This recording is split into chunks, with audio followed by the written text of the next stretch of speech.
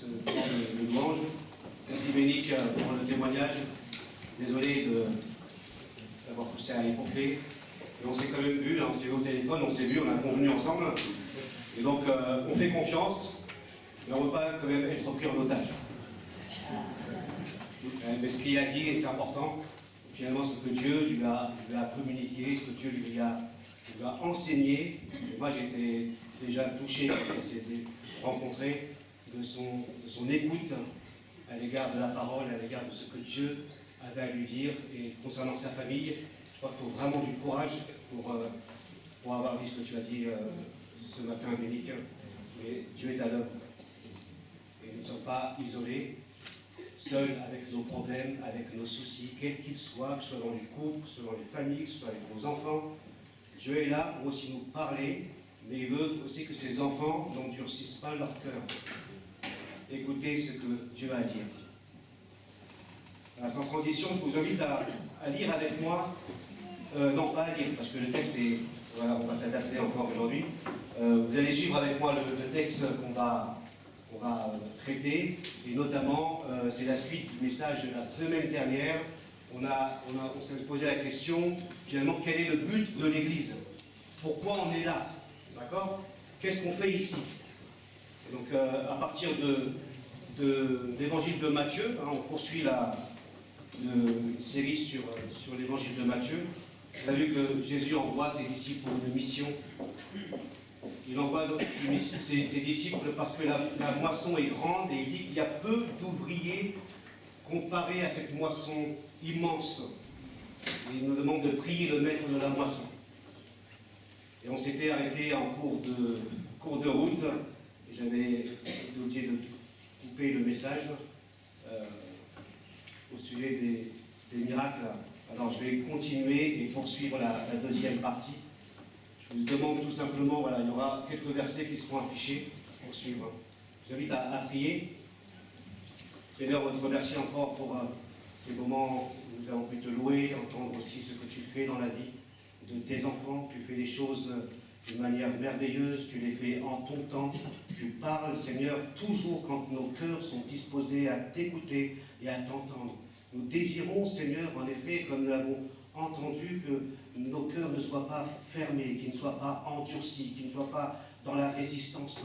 Parce que nous voulons croire que ce que tu veux déposer dans notre cœur, c'est toujours une parole encourageante. C'est une parole qui va nous rapprocher de toi. C'est une parole qui va nous transformer. C'est une parole qui va nous accompagner. Seigneur, merci encore pour ta présence au milieu de nous ce matin. Merci pour ce que tu veux faire de beau et de bon dans nos esprits et dans notre foi. Nous prions, Seigneur, que tu renouvelles notre foi, que nos regards soient fixés sur toi, Seigneur.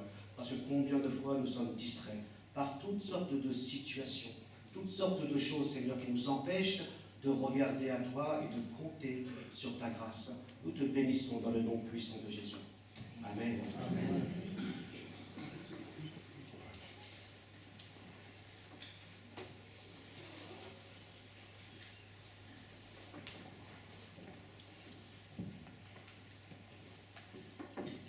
Jésus dit dans Matthieu chapitre 10, je cite au verset 5, j'essaie de trouver un bon moment une charnière avec ce qu'on a dit la semaine dernière.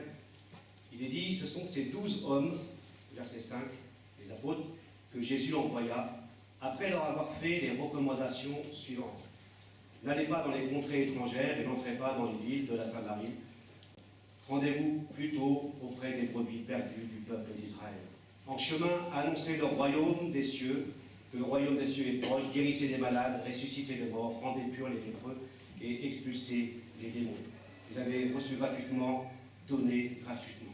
On a vu cette partie la semaine dernière où finalement le message que les disciples ont à apporter, c'est le message du royaume de Dieu, de la bonne nouvelle de l'évangile. Et ce message est accompagné de signes, avec 4 impératifs. On les a vus la semaine dernière: guérissez, ressuscitez, rendez purs et expulsez les démons. Donc les miracles sont là pour accompagner l'annonce de l'évangile. Ils ne sont pas suffisants à eux seuls, mais ils sont là pour soutenir et pour authentifier ou attester ce que les messagers vont apporter. Donc on s'est arrêté sur les effets du miracle, et je vais reprendre juste là, peut-être une des définitions du miracle. Qu'est-ce qu'un miracle? On avait dit la semaine dernière que c'est un acte extraordinaire qui signale la puissance de Dieu. L'idée est plutôt celle d'un acte qui sort de l'ordinaire. On avait souligné le fait que si un miracle est tous les jours accompli, il n'est plus extraordinaire. Il rentre dans la classe de l'ordinaire. D'accord? Un miracle qui est accompli tous les jours, 7 jours sur 7, n'est plus extraordinaire. Il devient ordinaire. Or, un miracle est extraordinaire. Il sort de l'ordinaire. C'est quelque chose qui frappe les regards, quelque chose qu'on n'a pas l'habitude de voir quelque part. Une autre définition que j'avais citée, c'est un événement qui ne peut s'expliquer raisonnablement par des capacités humaines.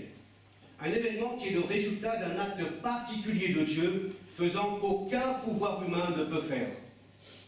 Voilà, il y a certainement d'autres définitions. Il y a une différence entre les miracles et la providence. Alors, dans l'école biblique, hier, on a parlé de ça. Hein. Une différence entre la providence et les miracles. La providence de Dieu consiste au fait que Dieu gouverne le monde, que tout subsiste par sa parole. On parle de la providence de Dieu depuis la création. Tout est entre les mains de Dieu. Quand on parle de la providence, on parle du moment où vous êtes réveillé ce matin. Vous avez eu le souffle. Donc Dieu vous a maintenu en vie aujourd'hui. On parle de cette providence. On parle de ce que Dieu fait de beau et qui sont peut-être, quand on y réfléchit bien, des miracles extraordinaires. Quand on y réfléchit bien. Quand on se penche sur la conception de l'embryon, le corps humain, des choses voilà, qui nous dépassent.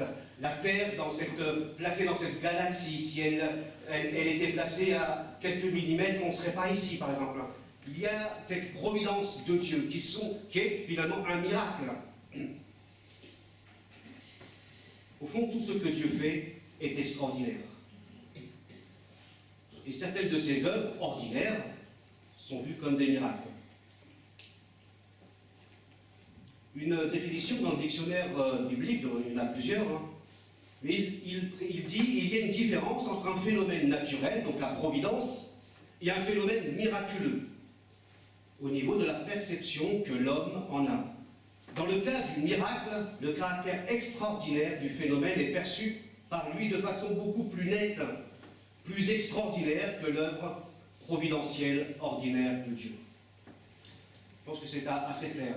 En gros, ce que je disais hier à l'école biblique, quand ce matin je me suis levé, je n'ai pas dit « Ah, quel miracle, je suis en vie !» Non, c'est quelque chose de très habituel, ordinaire. C'est un miracle. Par contre, comme je l'ai raconté aussi hier, si je ressuscite, je meurs et je ressuscite, là c'est quand même frappant. Pas quelque chose d'ordinaire. Donc à la fois la providence de Dieu est un miracle, mais là il s'agit de miracles qui frappent les yeux, qui frappent les regards. On s'aperçoit que dans les évangiles et dans les actes des apôtres, il y avait une crainte qui saisissait les disciples ou même le peuple parce qu'ils n'étaient pas forcément habitués à voir ces choses-là. Les miracles dans la Bible, toujours dans le contexte où Jésus envoie ses disciples avec l'autorité, avec son autorité, annoncer l'évangile et puis accomplir des miracles. On s'aperçoit que dans la Bible, il y a des périodes nettes, des périodes des périodes particulières où Dieu œuvre. Alors, il y a la création, bien sûr, les 7 jours de la création, où Dieu fait des choses très belles. Et puis ensuite, il y a des périodes clés. La période de la délivrance d'Égypte et des 40 ans passés dans le désert, par exemple. Où là, il y a une succession de miracles. Des miracles qui frappent vraiment les regards.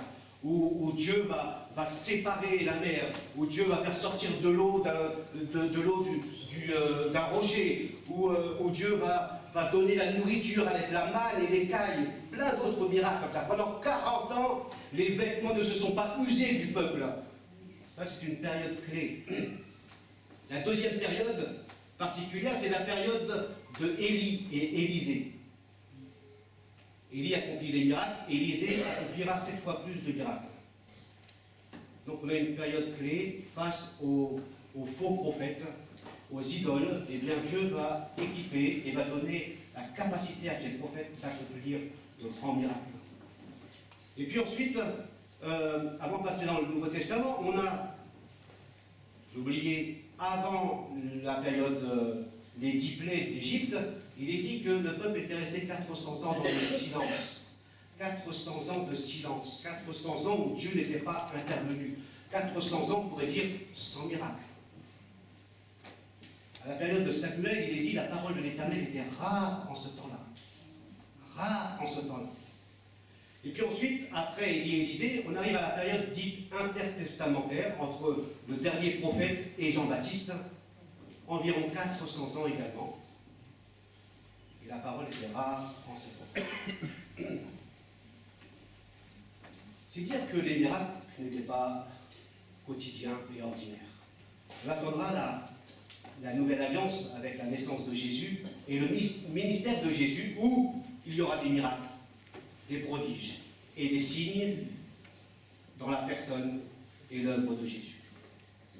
Et puis enfin, une dernière période clé, c'est la période des actes des apôtres. Jésus est mort, ressuscité, il confie à ses apôtres encore une fois en disant, voilà, vous allez recevoir le don de l'Esprit. Et dans le livre des actes des apôtres, on assiste à une succession de signes, de prodiges et de miracles. Quelques périodes clés, entrecoupées de périodes plus silencieuses.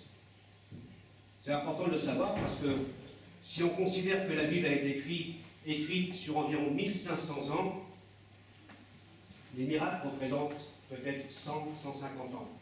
Donc, ramené à 1500 ans, je vous laisse faire un peu le calcul. Dieu reste souverain dans ces miracles.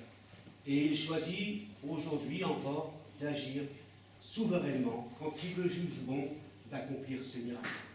Ce n'est pas moi qui lui dicte comment faire, mais c'est lui qui agit dans sa grâce. Question de savoir si les miracles continuent encore aujourd'hui.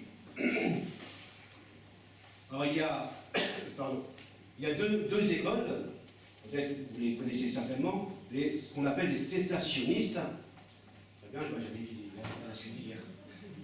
Les cessationnistes sont des chrétiens qui considèrent, des chrétiens comme vous et moi, qui considèrent que les dons ont cessé à partir de l'ère apostolique. À partir du moment où il n'y avait plus d'apôtres et que la Bible, le canon, a été clôturé, eh bien, les miracles ont cessé.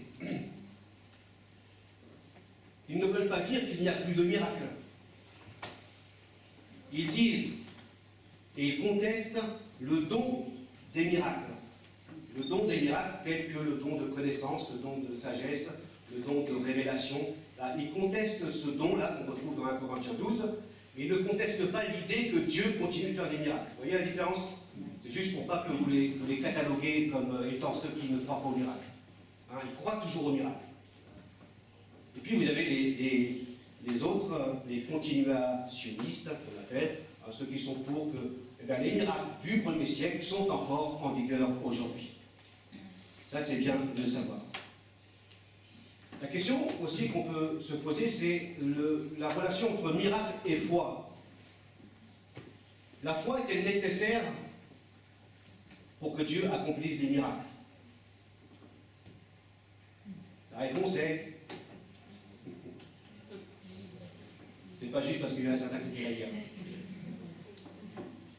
La réponse est oui et non, on va dire. Oui et non. La foi est nécessaire pour que Dieu accomplisse ses miracles. Oui et non. Parce qu'en effet, on a des récits qui montrent que Jésus dit « ta foi t'a sauvé, qu'il soit fait selon ta foi », etc. Donc il interpelle les autres et il loue la foi des uns et des autres. Donc oui, elle est nécessaire et pas toujours.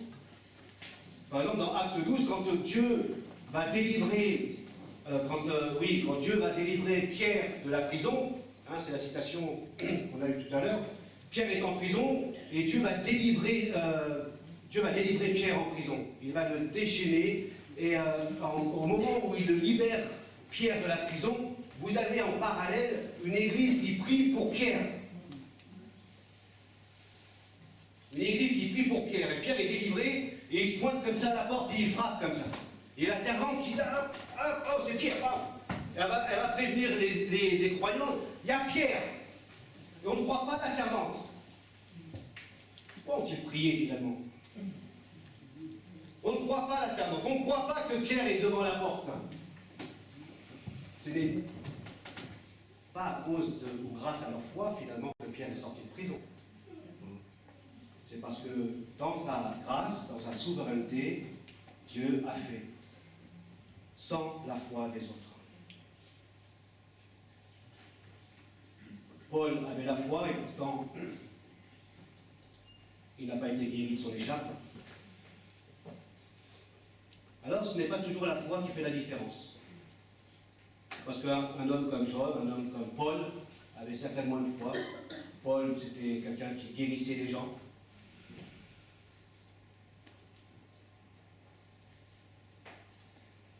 Une autre question, c'est les miracles suscitent-ils la foi?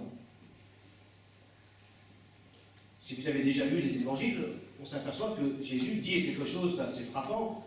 Même si quelqu'un revenait des morts, quelle est la suite? Il ne paraît pas. Voilà.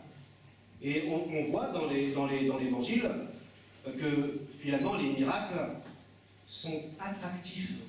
Ils attirent de par leur caractère extraordinaire.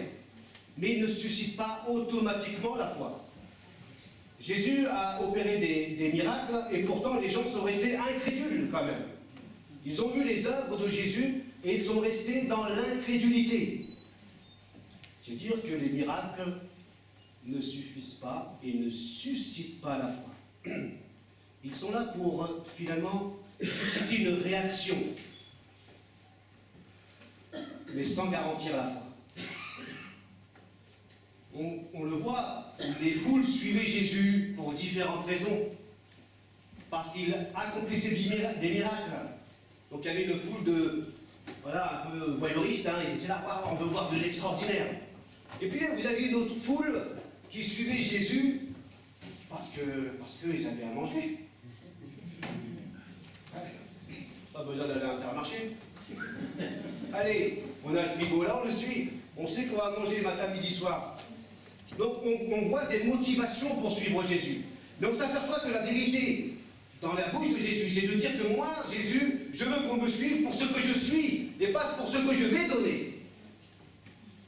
Et parfois, les yeux sont fixés sur les miracles, sur ce que Dieu va me donner, plutôt que sur l'auteur des miracles.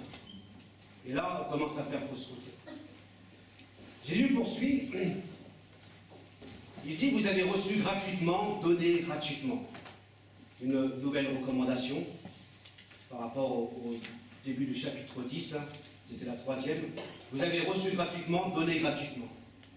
Tout ce que les disciples ont reçu, à savoir l'autorité du Seigneur, non pas une autorité institution, comme institution, mais une autorité qui va accompagner le message de l'Évangile. Ils doivent se rappeler que c'est un don de Dieu. Le don de Dieu, c'est toujours quelque chose de gratuit. Et l'Évangile ne s'achète pas, ni les miracles. On s'aperçoit dans le livre des Actes des Apôtres que quelqu'un voulait acheter le don de l'Esprit. Et Pierre a bien vu le cœur. Il dit à cet homme, Simon, sois maudit avec ton argent. Pourquoi? Parce que l'Évangile ne se monnaie pas. Les miracles ne s'achètent pas. On a reçu gratuitement, on donne gratuitement l'Évangile. Et souvent, on est passé des indulgences. Plus vous donnez, plus vous allez être bénis. C'est pas ça. L'Évangile doit être gratuit. Jésus poursuit quand il dit, ne mettez dans vos bourses ni or, ni argent, ni pièces de cuivre, n'emportez pour le voyage ni sac, ni tunique de rechange, ni sandales, ni bâton, car l'ouvrier mérite sa nourriture. Ça suit derrière? Oui. Littéralement, n'acquérez pas. Suggère ici, finalement, qu'on n'a pas besoin d'un équipement de rechange. Mais le voyageur doit partir avec l'équipement habituel, ses sandales et son bâton. Le mot acquérir montre que l'interdiction de Jésus ne vise pas à l'équipement nécessaire au voyage, les sandales et le bâton. Mais il leur dit de ne pas prendre une deuxième tunique de rechange, un deuxième bâton. Alors ce texte de Matthieu s'oppose au texte de Marc.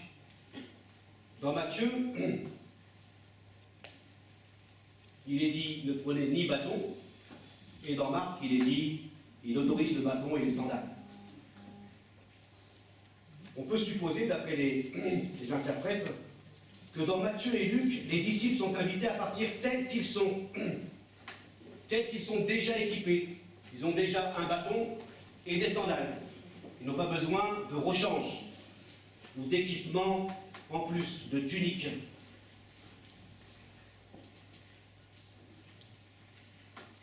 Donc il n'y a pas forcément de contradiction entre ces deux textes-là. Ce que vise Jésus, finalement, c'est de ne pas prévoir, de ne pas amasser avant de partir. Pourquoi? Parce que la mission est urgente et on doit partir tel qu'on est. Alors, le principe demeure de partir, on le verra ensemble, avec simplicité. Mais sans prendre ce texte trop littéralement. Il est à la fois utile dans son principe, parce qu'il nous aide à réfléchir comment on vit l'Évangile, comment on part annoncer l'Évangile avec simplicité, mais sans trop rester à la lettre, parce que plus tard, Jésus leur recommandera de prendre une bourse, des sacs, etc. Dans Luc 22, verset 36, il ne va pas dire le contraire, mais il va donner une autre recommandation, qui vient nous rappeler qu'il y a des recommandations de la part de Jésus qui conviennent à des situations données. Chaque situation n'est pas identique, et on doit nous adapter en fonction des nouvelles situations qui s'offrent à nous. Donc c'est l'esprit du texte qu'on doit garder.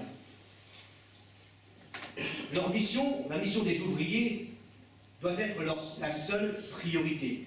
C'est un peu cela. Ne prenez ni. Les disciples ne doivent pas se laisser distraire, parce que la mission est urgente. Il ne faut pas donc s'encombrer par des bagages et des valises inutiles et se soucier du matériel et que du matériel. Les disciples, on l'a dit, doivent partir tels qu'ils sont, avec un esprit désintéressé, en offrant l'évangile gratuitement, et avec une simplicité dans leur style de vie. Un style de vie qui leur permettra d'être mobiles et d'atteindre les perdus. Un style de vie que nous devons nous aussi parfois adopter parce que nous aimerions tellement prévoir les choses que nous attendons que tous les feux soient ouverts avant de partir. Si on était mieux équipés, si on avait plus ceci, si on avait plus cela, Jésus dit, arrête, pars comme ça. À force de vouloir trop bien s'équiper, on ne part pas. Je ne dis pas qu'il ne faut pas s'équiper, mais à force de dire ça serait mieux comme ci, comme ça, Jésus dit, waouh, la mission est urgente. Allez, on y va. Les choses se feront. Ne vous inquiétez pas. L'apôtre Paul le dira finalement, il dit, tel un bon soldat de Jésus, prends comme moi ta part de souffrance. Celui qui s'engage dans une expédition militaire ne s'embarrasse pas des affaires civiles afin de donner pleine satisfaction à l'officier qui l'a enrôlé. Voilà, il ne s'embarrasse pas des choses comme ça de la vie civile parce qu'il est enrôlé avec son maître dans une mission particulière. Et nous devons aussi, nous en tant que chrétiens, nous rappeler cela, que nous devons suivre notre Seigneur. Et parfois nous nous embarrassons, nous nous chargeons de beaucoup de choses qui nous empêchent de suivre l'Évangile, de suivre le Seigneur. L'ouvrier mérite sa nourriture. C'est ce que Jésus dit. D'autres traductions, on parle de salaire. Là, on retrouvera la notion d'ouvrier qui mérite son salaire dans les épîtres, à 3 reprises, dans 1 Timothée 5, dans 1 Corinthiens 9, dans 2 Corinthiens 11, où l'ouvrier mérite sa nourriture ou son salaire. Jésus est en train de dire à ses disciples que leurs besoins seront comblés, d'une manière ou d'une autre, en disant l'ouvrier mérite sa nourriture. Il rappelle ainsi ce que nous avons vu dans l'évangile de Matthieu. C'est pourquoi je vous dis, ne vous inquiétez pas en vous demandant avec quoi nous habiller. Devons-nous prendre un autre bâton, un autre sac, une autre bourse, d'autres sandales? Ne vous inquiétez pas de ces choses-là quand vous allez aller en mission.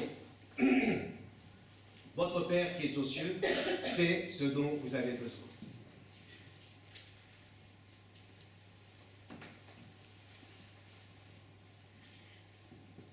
Ce qui est intéressant, c'est que les disciples n'ont rien manqué. Comment le savons-nous? Le texte que j'ai cité tout à l'heure, Luc 22, quand il dit « Maintenant, je vous ai dit de partir sans bâton, etc. Maintenant, prenez des bourses, des sacs, etc. » Il dit « Avez-vous manqué de quoi que ce soit quand je vous ai envoyé sans bourse, ni sac de voyage, ni sandales ?» Les disciples ont répondu « De rien. » De rien. C'est-à-dire que parfois, dans notre esprit de désintéressé, dans notre simplicité, on a toujours peur de manquer. Jésus nous rappelle, ne vous inquiétez pas. Avez-vous manqué de quelque chose? Ça, c'est quelque chose de profondément ancré dans le cœur des croyants, mais pas que des croyants. Cette inquiétude qui vient ronger. Est-ce que j'aurai suffisamment? Est-ce que j'aurai pour demain? Est-ce que j'aurai? Est-ce que j'aurai? On va manquer, on va manquer. Jésus dit, vous ne manquerez de rien. Ne vous inquiétez pas. Avez-vous manqué de quelque chose? Et dans l'histoire de la Bible, on s'aperçoit à chaque fois que Dieu envoie son peuple, à chaque fois qu'il envoie un homme, à chaque fois qu'il voit la réticence d'un ouvrier à partir pour lui, eh bien Dieu lui rassure qu'il sera avec lui. Ce soit avec Abraham, part, sans savoir où il allait. Dieu va le conduire dans cet inconnu, dans cette incertitude. Dieu va le conduire. Moïse, qui n'était pas capable de parler, part. Dieu va accompagner Moïse. Ce n'est pas toujours des hommes qui sont pleins de foi, pleins d'audace, pleins de vigueur pour le Seigneur. Ce sont souvent des hommes et des femmes qui ont une faiblesse, une foi qui n'est pas complète dans le Seigneur, qui ont des doutes. Rappelez-vous, avez-vous manqué de quelque chose? Je lis dans le Deutéronome, pendant 40 ans, moi l'Éternel, je vous ai fait marcher dans le désert. Ni vos vêtements, ni vos sandales ne se sont usés. Dans ce désert, il t'a aussi nourri de la manne. Pendant 40 ans, Dieu a pourvu aux besoins de son peuple. Il a pourvu à ses disciples aussi qui partaient en mission.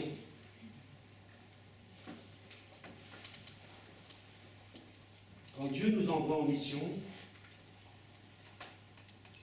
il promet de pourvoir à nos besoins. Quand nous sommes dans la mission du Seigneur, c'est d'annoncer l'Évangile. Alors la promesse de Dieu s'avère une réalité.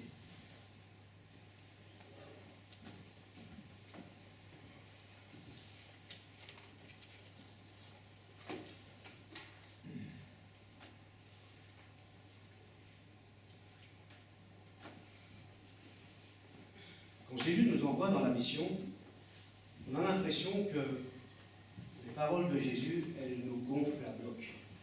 Ils ont autorité. Je vous donne autorité. Vous allez chasser, guérir, relever. Là, on est de plus en plus gonflés. Waouh! Rien ne va nous arrêter avec le Seigneur en France. Et après, tout doucement, il nous dit, ne prenez ni ça, ni ça, ni ça. Waouh! Ah oui, tu nous donnes une autorité, après tu nous enlèves les possibilités d'accomplir cette mission. Et il continue, à partir du verset 16, il va nous parler des difficultés de la mission. L'opposition dans la mission. La première difficulté que les ouvriers vont rencontrer, ce sont les loups. Verset 16. Ils ne sont plus des ouvriers, ils sont des brebis au milieu des loups. Je vous envoie comme des brebis au milieu des loups.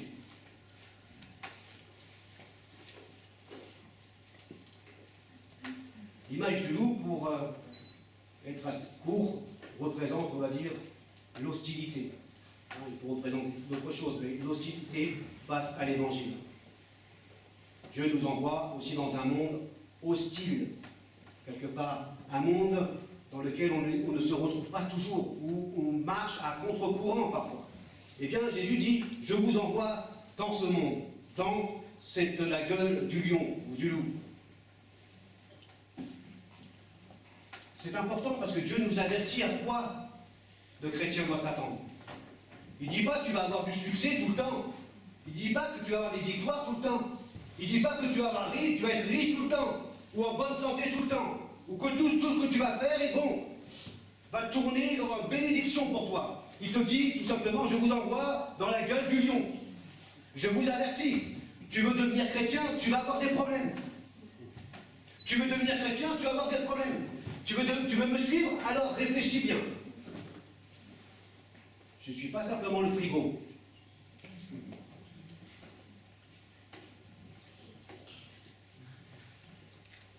Jésus va dire qu'il y a une opposition extérieure, les versets 17 à 23. On vous traduira devant les tribunaux.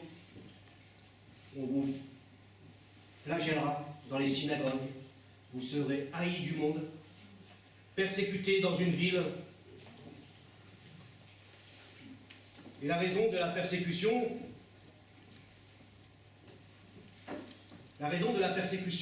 elle est toute simple. À 2 reprises, verset 18 et verset 22, à cause de mon nom, à cause de moi, vous serez persécutés. C'est différent que des persécutions ou des épreuves quand ta voiture a, voilà, ton moteur a lâché, ton pneu a crevé. Ça, c'est pas de la persécution. Ça, c'est pas de la persécution. Les non-croyants aussi ont un moteur qui claque et puis un pneu qui crève. C'est pas de la persécution. La persécution, elle est toujours en lien avec Jésus. Toujours en lien avec notre foi en Jésus. À cause de son nom. À cause de moi.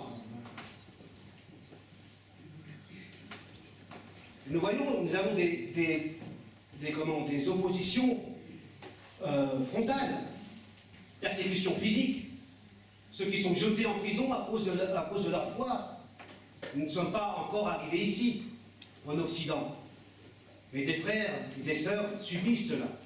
Nous rencontrons probablement des moqueries, peut-être des rejets ou de l'abandon ou de l'indifférence à cause de notre foi. C'est dur déjà. Mais face à cette opposition, Jésus, il va nous dire plusieurs paroles. Il va dire,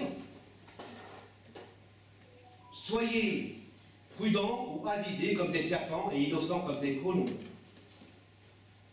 L'image du serpent, l'image de la colombe. L'image du serpent peut surprendre. Mais c'est plutôt le côté positif qui est sorti, avisé. Le mot avisé qui est repris quand celui qui construit sa maison sur le roc, c'est un homme avisé.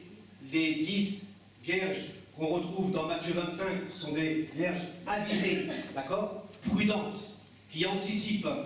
Donc c'est dans ce sens qu'il faut comprendre ce mot-là. L'image de la colombe, c'est la simplicité. Soyez purs comme des colombes, littéralement, pas mélangés. Ça veut dire sans partage.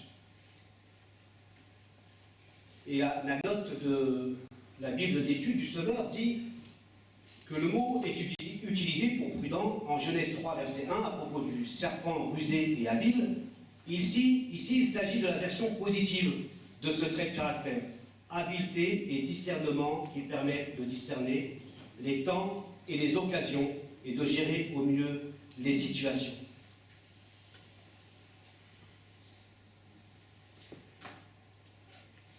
Un exemple de prudence, au verset 23, quand vous êtes persécuté, fuyez.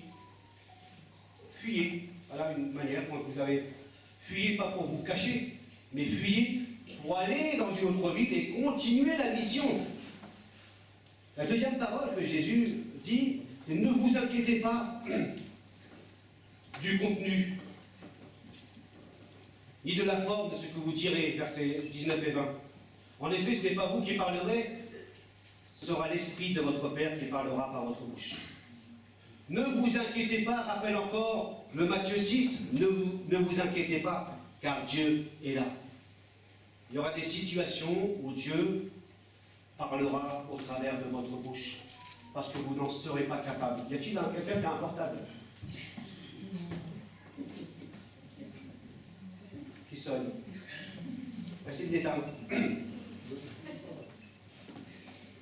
Donc même dans un environnement hostile, on s'aperçoit que Dieu accompagne ses disciples, qu'il va donner les paroles, les mots même, et que la présence même de l'Esprit Saint va faire la différence.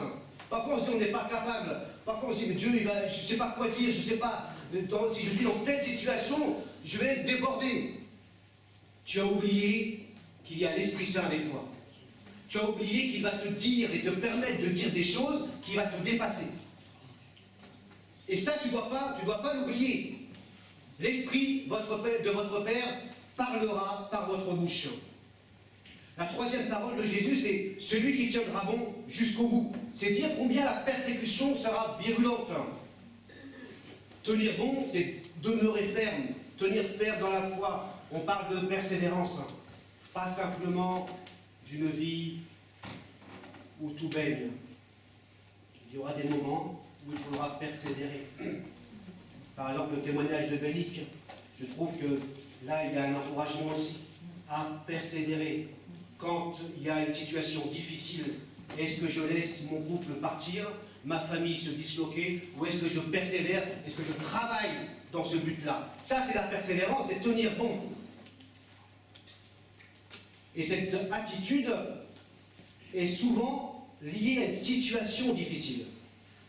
Et les disciples sont encouragés à persévérer. Je me souviens d'un texte qui m'a énormément aidé quand j'étais à une période de ma vie un peu au plus bas. Et j'ai lu ce texte-là, comme ça, et je vous avoue que je ne sais plus comment j'ai cherché ce texte, s'il est venu comme ça par hasard devant moi. Et dans Jérémie, il est dit, si déjà tu t'épuises en courant avec les piétons, comment donc tiendras-tu en courant avec les chevaux? S'il te faut un pays tranquille pour ta sécurité, qu'adviendra-t-il de toi lorsque tu feras face à la crue du Jourdain? Si aujourd'hui tu ne persévères pas parce qu'il t'arrive des petites choses, comment est-ce que tu vas résister, tenir ferme quand tu auras des épreuves plus difficiles? Et ça m'a énormément aidé. Et je crois qu'on doit l'entendre aujourd'hui. Si aujourd'hui on n'arrive pas à persévérer dans les petites choses, ne serait-ce que venir au culte, par exemple, venir au culte, au groupe de maison, aux études, à l'évangélisation, etc. Comment, mes chers frères et sœurs, comment on pourra tenir ferme face à l'opposition? Si déjà j'ai du mal à venir alors que je peux prendre le bus sans être inquiété, ma voiture sans être inquiétée, il est peu probable que je persévère quand il y aura de la persécution.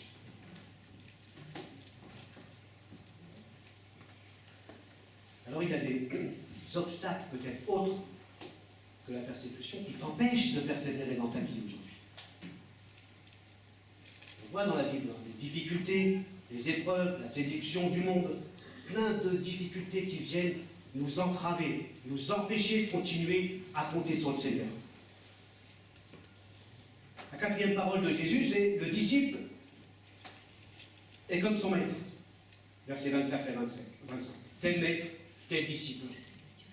Se souvenir que nous ne marchons pas sur un chemin différent de celui du maître. Nous marchons sur les traces de notre maître, Jésus.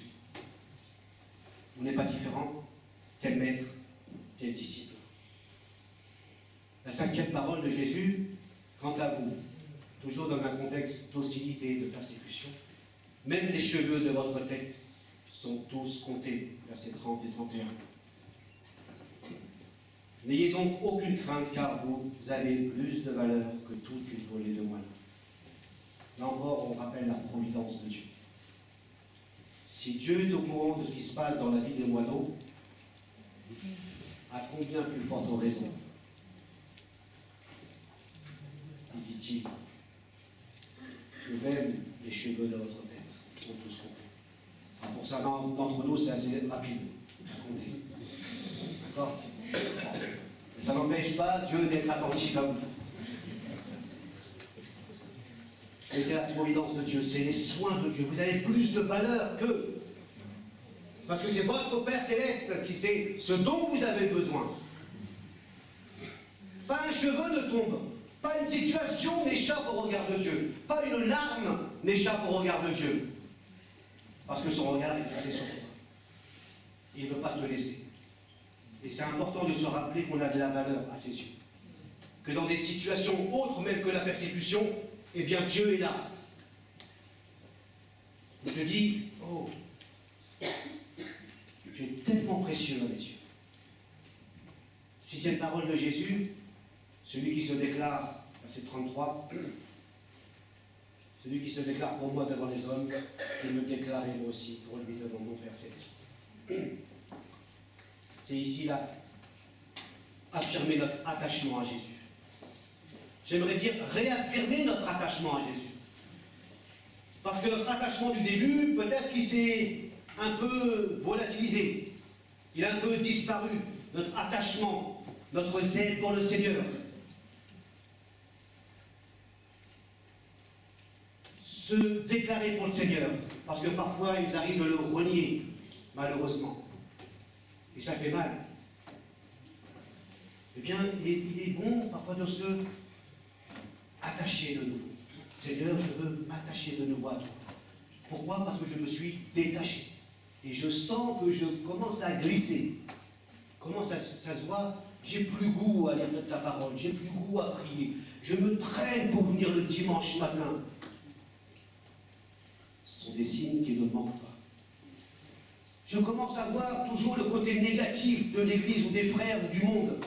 Ça ne me trompe pas. Alors, Seigneur, je veux m'attacher à toi. Et je veux regarder le monde comme tu le regardes.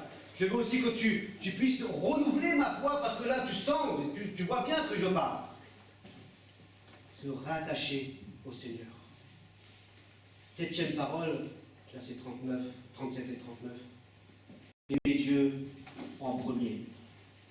Celui qui aime son père ou sa mère plus que moi n'est pas digne de moi.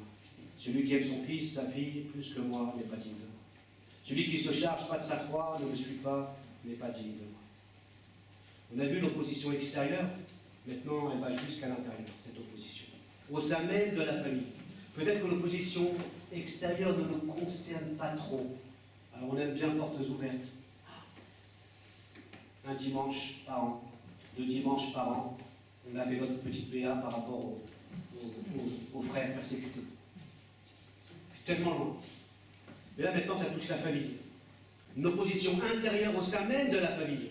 Division au sein de la famille. Le père qui livre son fils, c'est pas possible.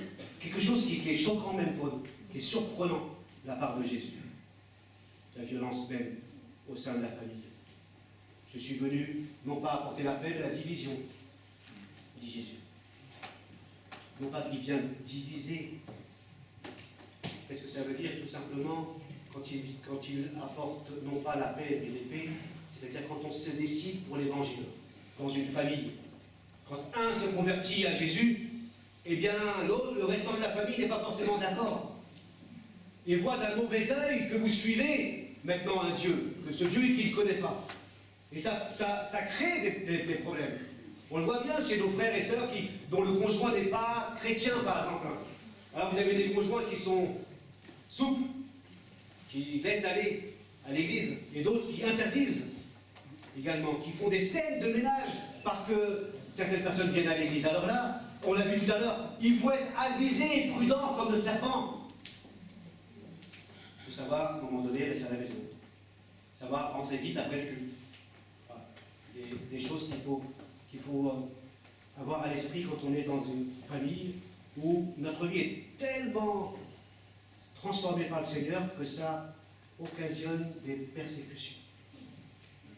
Je me souviens d'un frère, un communiste, syndiqué à fond, pour les anciens connus, Jean-Pierre. Eh bien, son épouse disait, mais le communisme, c'est celui-là que je veux, c'est celui-là que j'ai aimé. Et il s'est converti à Jésus, il a complètement été transformé. Mais elle voulait retrouver son syndicaliste, son communiste. Et c'était plus cet homme-là. Parce qu'il avait été vraiment transformé. Ça posait vraiment des problèmes. Et je me souviens, plusieurs fois, je dis, Jean-Pierre, il était en pré-retraite, on a beaucoup travaillé ensemble dans le ministère. Et j'ai dit, Jean-Pierre, rentre chez toi. Rentre chez toi. Et on faisait les choses dans la journée, et puis je disais, comme les gamins, vous voyez, vite, avant qu'elle rentre. parce qu'elle n'était pas encore en retraite. Donc du coup, il faut être avisé et prudent. C'est pas la peine de tenter le diable, on va dire. Donc il y a vraiment des tensions aussi au sein même de la famille. Même quand les deux sont chrétiens. Quand les deux sont chrétiens, on sent une double vitesse. Il y en a vraiment qui veulent foncer avec le Seigneur et d'autres qui mettent le frein à main. Et ça peut poser des problèmes dans la vie de couple aussi. Parce qu'il y en a un qui veut plaire au Seigneur, à cause du Seigneur, et l'autre qui va mettre vraiment le frein à main. Donc ça peut poser aussi des problèmes. Alors l'idée de celui qui aime son père ou sa mère plus que moi, certaines traductions disent celui qui ne aime pas. C'est plutôt celui qui ne préfère pas, on va dire. Parce que ce texte-là s'oppose complètement à la nature même de Dieu qui aime la famille. À l'enseignement de Jésus concernant l'amour du mari à l'égard de la femme, par exemple. On voit que l'enseignement même des évangiles n'est pas là pour haïr sa famille, ni la fuir, au contraire. La Bible nous invite à plusieurs reprises d'aimer notre femme ou notre mari, d'aimer nos enfants, d'aider, de servir les uns et les autres. Donc, tout ce que nous sommes en Christ, eh bien, fait qu'on encourage, on sème le pardon, on sème l'amour, on sème les bonnes choses du Seigneur. On n'est pas là pour diviser la famille. Au contraire, ce que nous accomplissons, c'est toujours des bonnes choses de la part de Dieu, que nous voulons semer au sein même de notre famille. Mais malheureusement, ce n'est pas toujours accepté comme cela. La 8e parole, pour terminer, la simplicité de la mission. Si quelqu'un donne à boire, ne serait-ce qu'un verre d'eau fraîche, au plus petit de mes disciples, parce qu'il est mon disciple, alors il est accueilli, il y a une récompense. Verset 40 et verset 42. Pour finir, c'est assez frappant, on parle de l'autorité de Jésus avec les miracles accomplis de ses disciples, et puis ensuite on n'a ni bourse, ni. Et puis maintenant, on n'a plus d'autorité, donc j'ai pas l'impression qu'il y a quelque chose de frappant, on a un simple verre d'eau fraîche. Voilà. L'annonce de l'évangile, il est primordial. Si Dieu accomplit les miracles, alors que ce soit accepté et que Dieu soit glorifié. Mais on oublie ce verre d'eau frais, qui est simplement à la portée de tous. À la portée de tous. Mais ce verre d'eau frais, je ne peux pas l'apporter à ton voisin, ou à ton collègue, ou à ton ami. C'est toi qui peux aussi donner ce verre d'eau frais. Ce sont des gestes à la portée de tous. Des bonnes œuvres que nous pouvons semer, en direction des disciples, mais aussi en direction de ceux et celles qui ne connaissent pas le Seigneur. Jésus dira, ceux qui ont visité les prisonniers, ceux qui sont nus, eh bien, c'est comme si vous aviez accompli cette chose pour le Seigneur. Et il existe encore aujourd'hui des brebis, des hommes et des femmes inquiets, abattus, qui attendent tout simplement de notre part un verre d'eau pour leur témoigner de l'Évangile, leur témoigner de notre amour. Alors, l'église d'Arpajon, on est une église, on veut être en mission, on veut annoncer l'Évangile, ça se fait tous les samedis avec notre frère Patrice et une équipe qui sort pour annoncer la bonne nouvelle de Jésus. On veut aussi, à la rentrée, démarrer une nouvelle église sur la région des Temples. On a besoin d'aide, on a besoin de voir des personnes se lever pour venir renforcer ce petit groupe qui va commencer une nouvelle église là-bas. Dieu a besoin d'ouvriers, il veut équiper ceux qu'il envoie. Et on ne veut absolument pas perdre de vue la mission que Dieu nous confie. On veut répondre à l'ordre de Jésus, au commandement de Jésus qu'on a vu la semaine dernière. Tout pouvoir m'a été donné, sur la terre comme au ciel. Allez, faites de toutes les nations des disciples, les baptisant au nom du Père, du Fils et du Saint-Esprit. Enseignez-leur tout ce que je vous ai prescrit. Et voici, je suis avec vous tous les jours jusqu'à la fin du monde. Amen. Amen.